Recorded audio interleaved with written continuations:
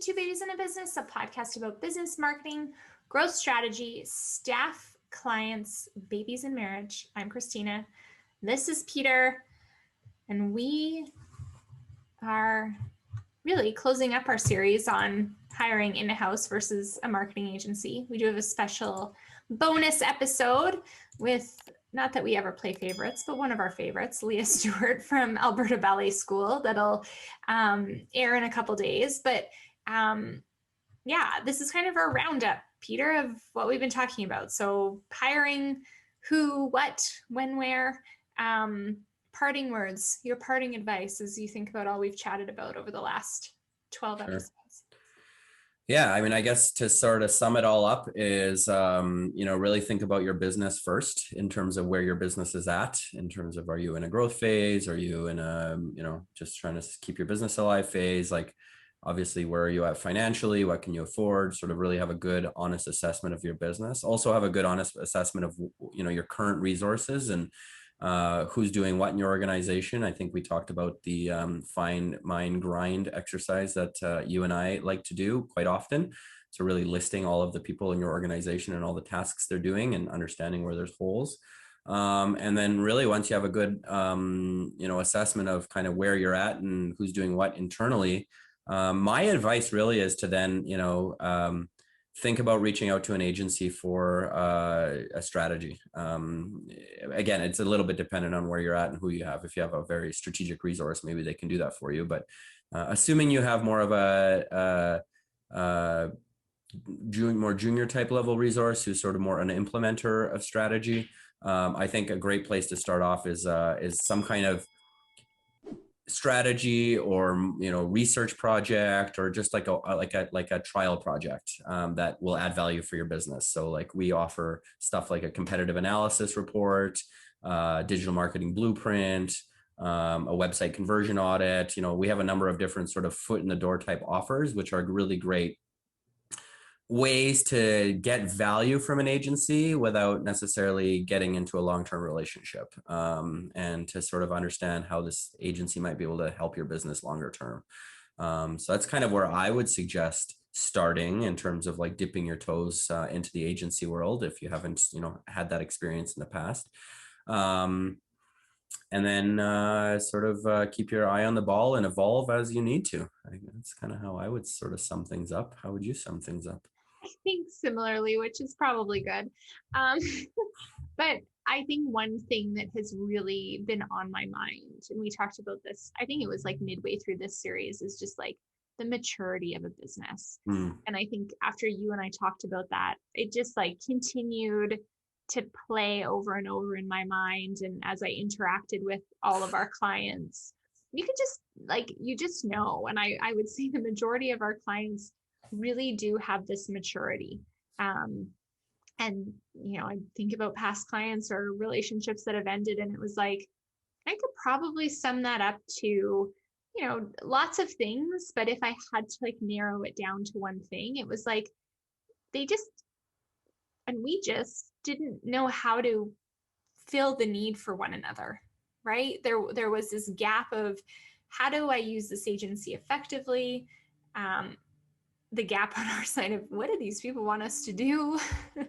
How can we, be a valuable, return on investment for them? But this notion of maturity to me is so interesting. And I think back to us in our personal life, and we often talk about people who get it and people who don't get it.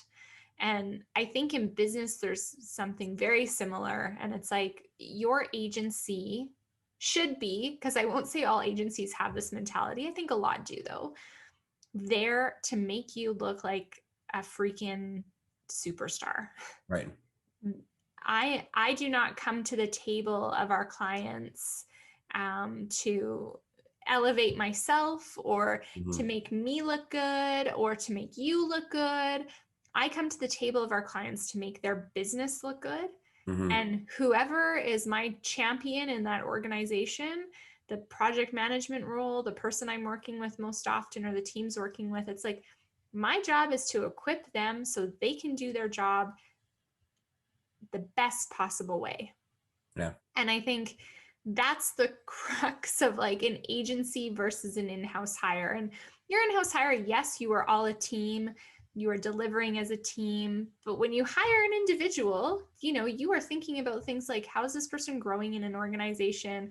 What are their individual personal goals? How do you let them shine as the boss at the table? Because that's an important piece, right? Like, you know, if all our team was on the call, I certainly wouldn't want to do all the talking. I want to have them shine as Mm-hmm. their leader. I want my team to step up and be the best they can be. And those are all things you need to think about. Whereas Mm-hmm. like when you hire an agency, I am not looking to come forward as the star employee. Right.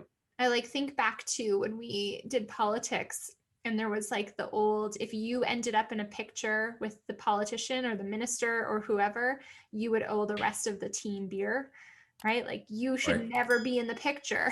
Right.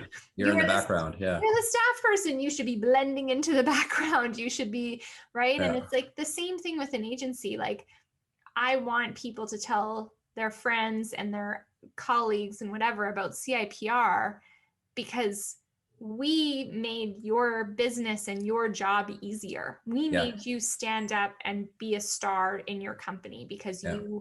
you know, you effectively managed us or you know, were able to empower or do what you need to do. But I think there's just like this, like, you have an agency at the table and you're mature enough in your own thinking of your career versus you know that, and if you're mature enough in your process and that piece in your business, it's like that's an easy decision.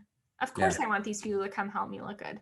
Yeah. um Yeah, and yeah. I think importantly too, that something we've touched on quite a bit throughout this series is like that element of trust and that element of openness and I mean like transparency and all that kind of stuff is like, you know, you're only going to be successful if you and your agency are partners and rowing in the same direction. It's something that's very passionate. Yeah, we talk about this internally because this is the most I've ever felt like our entire team is all rowing in the same direction, and it's similar in terms of your agents. It's like you know, if you're all on the same page, all on the same team, all going in the same direction, amazing things happen. And it's like it's a 1+1=5 scenario. And I mean, if that's not happening, you know, is you need to really ask yourself: is it me? Is it the way the agency's operating? Is it my staff person? Is there somebody? We've had a situation where you know, we were working on a project and it was not a very good project. It wasn't going very well at all. And It was a great it project. was a great project, but there were some Process had real challenges during the project. And I guess as it turned out, the client came to some realization that there was one person in the organization that was sort of problematic in that project. That person is no longer working in that organization. And it's like the relationship with that company is like infinitely better, and we've moved on, we've, you know, finished that project, moved on to new work, and it's like you told me yesterday that it was like one of the most, it's amazing and you love it every time you talk to them. It empower it, and it's like like literally a night and day difference from how frustrated you were. And so it's like really like if something's not working, really like like have an objective look at it and really try to get to the bottom of what's not working. And don't just assume right away that it's, oh, the agency's terrible, because that's not necessarily always the case. It can be, like I'm not saying. Yeah. it's process first, right? Like I think that Yes. again it kind of goes back to maturity, right? Yeah. Like do you have a process? Do you know, sit back and ask yourself right now, do I have a process for approvals on my external marketing? And like, is it just very ad hoc? Is stuff just sitting in your inbox? Do you actually have one? Is there no approval process? Well, maybe there needs to be something, right? Like Yeah. if you can answer that, then I feel like an agency or a new staff person could slide in there pretty successfully. But it's like that process piece is so important. Yeah. And again, I just think that open communication, Yeah. right? Like I was very open with that client. And you know what's interesting too, this is like a little look under the hood of an agency.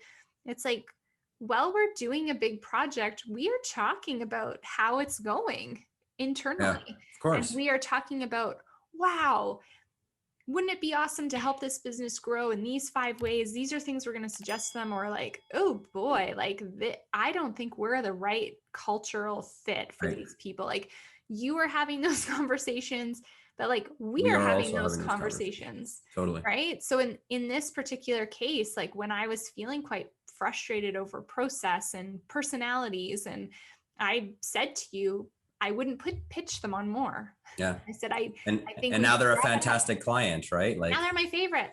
yeah. Everyone's Yeah. my favorite.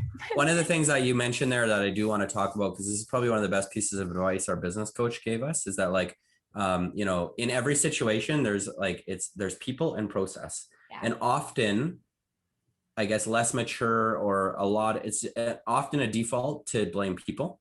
Yeah. Whereas like the focus should always be process first, because people sometimes may be hindered or not doing their job properly because there's a process issue.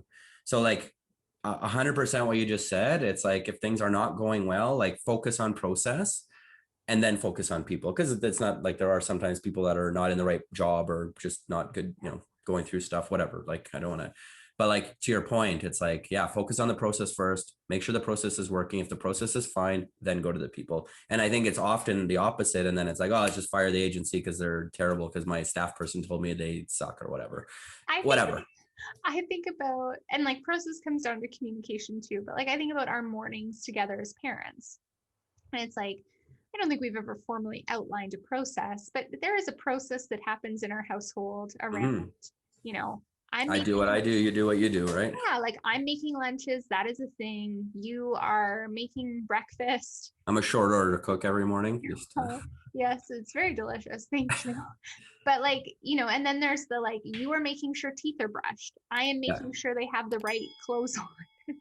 I am making sure the backpacks are packed. You're making sure, you know, they have X, Y, like there is this process. And I think that like in those mornings, this morning was a good example where it's like I missed the process where I usually pick the clothes out and come downstairs with them. I didn't. I just kind of ran downstairs. There was an issue about vitamins. And then you went upstairs and grabbed whatever it was that you grabbed.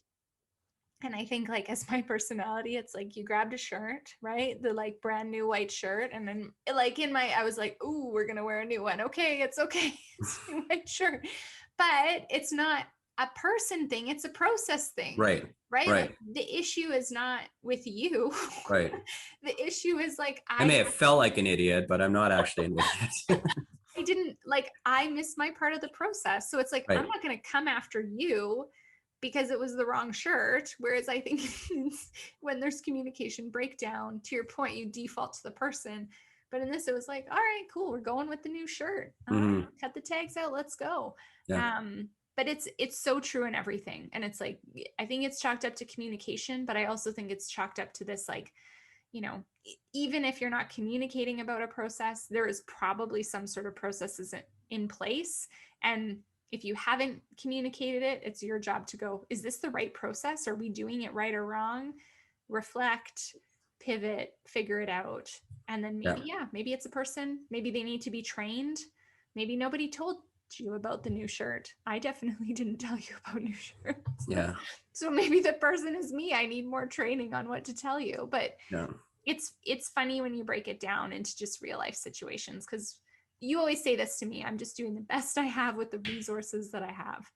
Right. And most people don't go to work thinking, oh, I'm going to do a terrible job today and make people feel horrible. Like that's not really the psyche. Some people do, I guess, but that's not really the psyche of most people. No. But you know, it's like, if you haven't given people the tools, or they're waiting on you, or again, if there's a process issue, it's like they're stuck and they can't do it. And that creates frustration or whatever. So anyways, we're on a bit of a tangent, I guess, a little bit, but and then I think final thought on this in terms of, you know, what to do or what to do next, or where do we go from here, is I think come to the relationship and the idea of agency and in-house staff as like it's an ever evolving relationship and situation. Like, don't go in and it's like, okay, we've hired these people, we've hired this person, nobody's ever gonna change. It's like, that's not how things work. And so be fluid and be flexible. And again, that open communication allows that flexibility, and a good agency will be flexible with you to meet your need. Because like, again, if we're not doing something that's adding value to your business, then it's not good for us and it's not good for you. And so we're more than willing to come to the table and change to make sure that what we do is adding value to your business. Totally. Yeah. So I feel like we did a lot of talk in the last 12 episodes, but if this interests you and you want to learn more, episode 13, our bonus episode for this series, we are going to be talking to an actual client who uses us. So you're going to have to take our word for it. You can take hers. And Leah's got a really interesting perspective. So Monday, tune in. You will hear her. Yeah, but if you're enjoying the podcast, follow us on iTunes and Spotify and Spreaker. And yeah, thank you for and remember to like, comment, and share. Thank you for a nice series on hiring in-house versus hiring a marketing agency. Thank you. I'm excited for the next series.